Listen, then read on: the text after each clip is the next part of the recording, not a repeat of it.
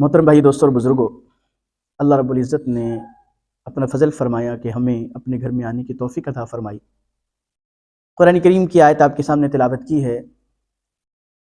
اس آیت میں اللہ تعالیٰ نے زمانے کی قسم کھائی ہے، اور اللہ تعالیٰ کو قسم کھانے کی ضرورت نہیں ہے، کیونکہ اللہ تعالیٰ خود قادر مطلق ہیں، اور جو اللہ تعالیٰ فرماتے ہیں وہی ہوتا ہے۔ فعال لما یرید، اللہ جو ارادہ کرتے ہیں اس کو کرنے والے ہیں۔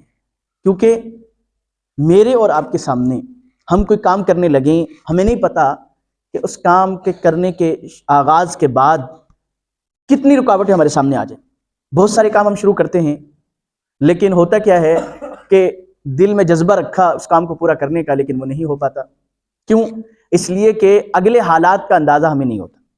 لیکن اللہ تعالیٰ ہمیشہ سے ہیں اور ہمیشہ رہنے والے ہیں، یہ ہمارا عقیدہ ہے۔ تو اس لیے اللہ تعالیٰ جو کام چاہتے ہیں وہ کر گزرتے ہیں۔ قسم کھانا ہمیں یقین دلانے کے لیے ہے کہ یہ بات واقعتاً ایسے ہی ہے۔ اب ایک مثال کے طور پر، اب نئے سال کا آغاز ہو گیا۔ میں اور آپ جانتے ہیں کہ نئے سال کے آغاز نے ہمیں کوئی آ کر نہیں بتلایا کہ اب کوئی نیا سال شروع ہو رہا ہے، بلکہ غیر شعوری طور پر خاموشی سے وقت گزر رہا ہے۔ سال تبدیل ہو گیا، دن بدل رہے ہیں، مہینے بدل رہے ہیں، لیکن انسان بحیثیت انسان ہم پچھلے سال، ایک سال کے گزرنے پر ہماری زندگی کے کیا حالات تھے، کس طرح طرز زندگی تھا، کون کون سے خیر کے کام ہم نے کیے، کن کن چیزوں سے ہم رکنا چاہتے تھے نہیں رک سکے، یہ جائزہ لینا یہ انسان کے لیے ضروری ہے، اور بحیثیت مسلمان ہمارے لیے تو بہت ضروری ہے۔ اس کی وجہ یہ کہ ہمارے ایک یقین ہے، ہمارا ایک عقیدہ ہے۔ وہ کیا ہے کہ مرنے کے بعد دوبارہ شروع ہونے والی ایک زندگی ہے، اور جب ہماری روح ہماری جسم سے نکل جاتی ہے تو ایسا نہیں ہے کہ ہم ختم ہو گئے، بلکہ ہمارا یقین ہے کہ اس کے بعد ایک اور زندگی شروع ہونے والی ہے، اور وہ زندگی ایسی ہے جو ختم ہونے والی نہیں ہے۔ تو جب ہمارے یقین ہے کہ ہم ایک اور دنیا میں جانے والے ہیں، جس کو عالم آخرت کہتے ہیں، جس کی پہلی منزل قبر ہے، جسے عالم برزخ کہا جاتا ہے، تو جب ہمارا یقین بھی ہے اور ہمیں یہ پتہ بھی ہے، تو ہم اپنی زندگی کے لمحات کو اگر بغیر سوچے سمجھے گزاریں گے تو یقین کیجئے کہ ہم سے بڑا بے وقوف کوئی نہیں ہو۔ جیسے اس زندگی کی مثال دی جاتی ہے، جیسے ایک شخص جو ہے سائیکل پر یا ریڑھی پر، پھٹے پر اس نے برف رکھی ہے، اور وہ یہ سوچ رہا ہے کہ یہ برف اسی طرح باقی رہے گی اور کام آ جائے گی۔ ایسا نہیں ہوگا، بلکہ ایک ایک قطرہ اس برف کا ہر لمحے کم ہوتا جاتا ہے، اور ایک وقت ایسا آتا ہے کہ برف کا وجود ختم ہو جاتا ہے۔ آپ نے کچھ نہیں کیا، اور اگر آپ اس کو بچانا بھی چاہیں اس حالت میں تو آپ نہیں بچا سکتے کہ آپ کے اختیار میں نہیں۔ اسی طرح زندگی کے جو لمحات ہیں ہم روکنا بھی چاہیں نہیں روک سکتے۔ اب دیکھیں، ہم میں سے ہر شخص یہ چاہتا ہے کہ جب وہ پچھلی زندگی کے اوپر غور کرتا ہے نا تو وہ کہتا ہے بہت اچھی تھی، ہمارا بچپن بہت اچھا تھا، ہماری جوانی بہت اچھی تھی، وہ وقت بہت اچھا تھا، لیکن اس کو واپس نہیں لا سکتا۔ تو اس لیے اللہ تعالیٰ نے زمانے کی قسم کھائی، والعصر، اور زمانے کی قسم کھا کے بتلایا ہے کہ ان الانسان لفی خسر، کہ اس زمانے کو، اس وقت کو بہت سارے انسان فضول اور لا یعنی چیزوں میں ضائع کرتے ہیں۔ مثال کے طور پر، اگر ہماری جیب میں 100 روپے ہیں تو ہم ان 100 روپوں کی حفاظت کریں گے، دیکھیں گے کہ جیب میں رکھ رہے ہیں تو جیب میں بھی گئے یا باہر گر گئے، کیونکہ ہمیں قدر و قیمت کا اندازہ ہے۔ لیکن اگر ہم ایسا موقع آئے ہمارے سامنے کہ ایک طرف ہمیں وقت بچانا ہو، دوسری طرف پیسے بچانا ہو، تو ہم وقت کو ضائع کر دیں گے، پیسوں کو بچا لیں۔ کیوں؟ اس لیے کہ ہمیں پیسوں کی قدر و قیمت کا اندازہ ہے، وقت کی قدر و قیمت کا اندازہ نہیں۔ اور جبکہ پیسے کیا، دنیا کی ساری دولت مل جائے، ہمیں ایک لمحہ اور ہم چاہیں کہ مل جائے، ایسا نہیں ہو سکتا۔ تو اس لیے نئے سال کا آغاز، نئے سال کے اندر ہمیں کم از کم یہ سوچنا ہوگا کہ ہم اپنی زندگی کو کس طرف لے کر جا رہے ہیں۔ یہ پکی بات ہے کہ ہم اختتام کی طرف جا رہے ہیں۔ جیسے بعض علماء فرماتے ہیں نا کہ اگر جو موجود لوگ ہیں، اگر اب اندازہ کریں کہ 1 صدی بعد ان میں سے، اب ہم جیسے موجود ہیں، بچے ہیں، بڑے ہیں، جوان ہیں، بوڑھے ہیں، کوئی بھی 100 سال بعد موجود ہوگا یا نہیں ہوگا؟ شاید ہی کوئی ایک بندہ ہو ہم میں سے جو 100 سال کے بعد دنیا میں کیا ہو جی، بتلائیے جی، زندہ ہو، بلکہ سب کیا ہو چکے ہوں گے۔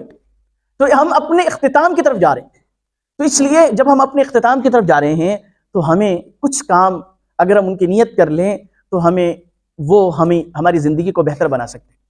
پہلی چیز، سب سے پہلی چیز اور اہم چیز کیا ہے دنیا میں آنے کا مقصد، اور وہ ہے اللہ پاک کو راضی کرنا، اللہ پاک سے اپنا تعلق مضبوط کرنا۔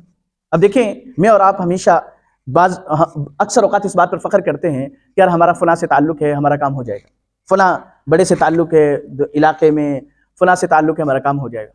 ہم اس تعلق کے بیس پہ خوش ہو رہے ہوتے ہیں، اور بعض وقت تکبر کر رہے ہوتے ہیں کہ بھی تم مجھے جانتے نہیں ہو، میرا کس کس سے تعلق ہے، میں تمہارے ساتھ کیا کیا کر سکتا ہوں۔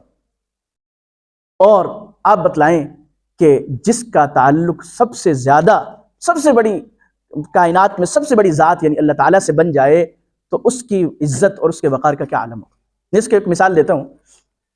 ایک بہت بڑے اللہ والے تھے، بارش کا موسم تھا تو وہ راستے سے گزر رہے تھے اور ان کے ساتھ کوئی نیا جوڑا، شادی شدہ نیا جوڑا گزر رہا تھا، تو وہ کیچڑ جو اللہ والے تھے ان کے پاؤں سے اٹھی اور اس نئے جوڑے کی جو اور دلہن تھی اس کے کپڑوں پر جا کر لگی۔ اب وہ جو دلہا تھا اس کو غصہ آیا اور اس نے اس اللہ والے کو تھپڑ لگا دیا کہ تجھے نظر نہیں آتا کہ تم دیکھ کے نہیں چل سکتے، تم نے ہمارے کپڑے خراب کر دیے۔ تو وہ چپ چاپ آگے چل دیے۔ کچھ دیر گزری کہ آگے ایک دودھ والا تھا اور وہ ان اللہ والوں کو جانتا تھا، انہوں نے بلایا کہ سردی کا موسم ہے، بارش ہو رہی ہے، آپ دودھ پی لیں، بٹھا دیا۔ ابھی بیٹھے ہیں کہ وہ جو شخص تھا جس نے تھپڑ مارا تھا وہ ڈھونڈتا ہوا آیا اور آ کر پکڑ لیا ان کو اور کہنے لگا کہ ایک تو پہلے ہم نے تھپڑ مارا آپ کو، لیکن اس کے بدلے پہلے آپ نے غلطی کی، اس کی وجہ سے ہم نے تھپڑ مار دیا، اب آپ نے بددعا دی کہ سیڑھیوں سے میری بیگم گری، اس کی ٹانگ ٹوٹ گئی، تو آپ نے یہ بددعا کیوں کی؟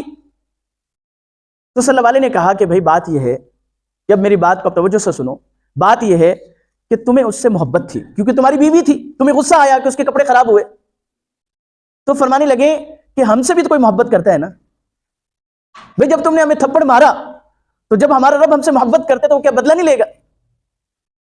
میں نے کوئی بددعا نہیں کی، لیکن جو تم نے تھپڑ مارا تھا اللہ تعالیٰ نے تمہیں اس کی سزا دی۔ تو اس لیے سب سے اہم کام ہماری دنیا میں آنے کا مقصد کہ ہم اللہ تعالیٰ سے اپنا تعلق مضبوط کریں، اور اللہ تعالیٰ سے تعلق مضبوط کرنا کیا ہے؟ اللہ تعالیٰ کے جو نازل کردہ احکامات ہیں ان کو بجا لائیں، اور ان میں سب سے اہم حکم کیا ہے؟ نماز کا ہے۔ تو ہم نیت کریں کہ بھائی اس سال ہم 5 نمازیں جماعت کے ساتھ ادا کرنے کی کوشش کریں۔ اگر ہم اس نیت کو کر لیں، یہ نیت کر لیتے، دیکھیں اللہ تعالیٰ نے انسان کے اندر رکھا ہے کہ انسان جب نیت کر لیتا ہے اللہ تعالیٰ اس چیز کا وجود دے دیتے ہیں۔ آپ نیت کریں گے کہ بھائی اس سال میں نے اب ساری نمازیں جماعت کے ساتھ ادا کرنی ہے، اور اگر بالفرض کسی وجہ سے نماز جماعت سے رہ جائے تو وقت پر ادا کرنی ہے، وقت پر ادا نہ ہو سکے تو قضا کرنی ہے، تو ہمارا اللہ تعالیٰ سے تعلق مضبوط ہو جائے گا۔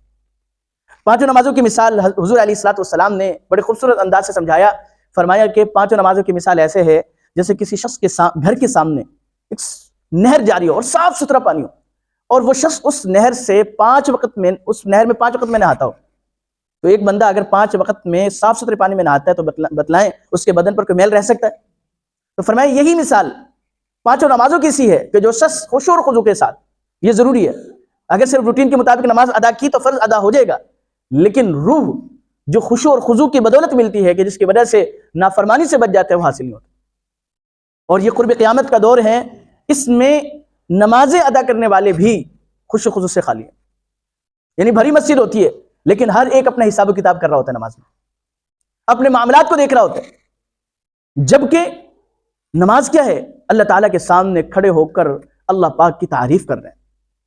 اب مثال کے طور پر ہم کسی بڑے سے ملنے جائیں اور سامنے جا کر کھڑے ہو جائیں، لیکن ہم تعریف کریں لیکن ہمارا دھیان کہیں اور ہو یا ہمارا رخ کسی اور طرف ہو جائے تو بتلائیں وہ ہم سے خوش ہوگا؟ کیوں وہ ہم سے خوش کیوں نہیں ہوگا؟ وہ کہے گا کہ بھائی مجھ سے ملنے آئے ہو لیکن توجہ میری طرف نہیں ہے تمہاری۔ وہ تو ظاہر کو دیکھ سکتا ہے نا، لیکن اللہ تعالیٰ تو ہمارے باطن کو دیکھتے ہیں۔ تو جب ہم نماز میں کھڑے ہوں اور ہمارا دھیان کسی اور طرف ہو تو بتلائیں وہ نماز ہماری اس درجے کی کیسے ہو سکتی ہے کہ جو ہمیں گناہوں سے روک دے؟ ورنہ نماز کی خاصیت ہے ان الصلاۃ تنہی عن الفحشاء والمنکر، کیونکہ جب نماز میں ہم یہ تصور کریں گے کہ ہم اللہ کے سامنے کھڑے ہیں اور نماز میں یہ دھیان رہے گا کہ ہم اللہ کے سامنے عبادت کر رہے ہیں، تو یہ جو دھیان ہے یہ ہمیں نماز کے باہر بھی گناہوں سے روکے گا۔ لیکن اگر نماز کے اندر بھی دھیان نہیں ہے، روٹین میں آئے، سجدے کیے، رکوع کیے اور اپنے حساب کتاب کر کے چل دیے، تو پھر یہی وجہ ہے کہ نماز پڑھنے کے باوجود ہم گناہوں سے نہیں رک رہے ہوتے۔ کیوں؟ کہ ہمیں نماز میں بھی اللہ کا دھیان نہیں ہے۔ تو بھئی نماز بھی خشوع و خضوع کے ساتھ ہے، اس لیے قرآن کریم میں قد افلح المؤمنون الذین هم فی صلاتهم خاشعون، یہ نہیں فرمایا جو صرف نماز ادا کرتے ہیں، بلکہ فرمایا کہ جن کی نمازوں میں خشوع و خضوع ہے وہ کامیاب ہیں اور وہ 100% کامیاب ہیں۔ تو اس لیے لیکن ایک درجے میں دوسروں سے بہتر ہیں کہ بھئی کم از کم نماز کا فریضہ ادا ہو رہا ہے، اللہ کے سامنے جھک تو رہے ہیں۔ فرماتے ہیں کسی شخص نے سوال کیا کہ بے دہانی میں ذکر سے کیا فائدہ؟ کوئی بندہ سبحان اللہ الحمدللہ کہہ رہا ہے لیکن اس کی توجہ اس طرف نہیں ہے، تو اس کا کیا فائدہ؟ تو اس کا جواب دیا کہ بھائی اس کا فائدہ ایسے ہی ہے جیسے بے دہانی میں کوئی بندہ زہر کھا لے تو اس کا اثر ہوتا ہے یا نہیں ہوتا؟ جی ہوتا ہے۔ اسی طرح بے دہانی میں بھی اللہ کا ذکر کر رہے ہیں تو اس کی نورانیت ضرور آ رہی ہے، لیکن اگر مکمل دھیان ہو جائے تو وہ نورانیت کامل ہو جائے گی۔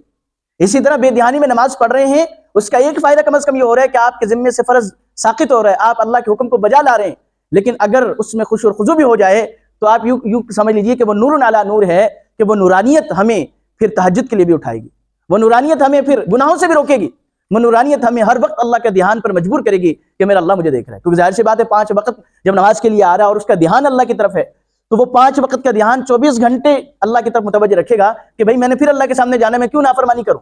اب ایک بندہ ظہر کی نماز پڑھ کے جا رہا ہے اور ظہر کی نماز میں اس کا اللہ کی طرف دھیان ہے اور اللہ سے نیت کر رہا ہے اللہ میں گناہوں سے بچوں گا، تو عصر تک یقیناً اس کے ذہن میں کہیں نہ کہیں ضرور رہے گا کہ بھائی میں اللہ کے سامنے عہد کر کے آیا ہوں، پھر عصر سے مغرب، مغرب سے عشاء، عشاء سے فجر۔ تو بھائی اس لیے ہم یہ نیت کریں کہ ہم اللہ تعالیٰ کو راضی کریں گے، اللہ کے ساتھ تعلق کو مضبوط کریں گے، اور یہی تعلق ہمیں آخرت میں کام آنے والا ہے۔ اب ہم میں سے ہر ایک جانتے ہیں کہ جب ہم آئے تھے تب بھی خالی ہاتھ تھے، اور جس دن جائیں گے تب بھی کیا ہوں گے؟ جی خالی ہاتھ ہوں گے۔ اللہ تعالیٰ مجھے اور آپ کو اس پہ عمل کرنے کی توفیق عطا فرمائے۔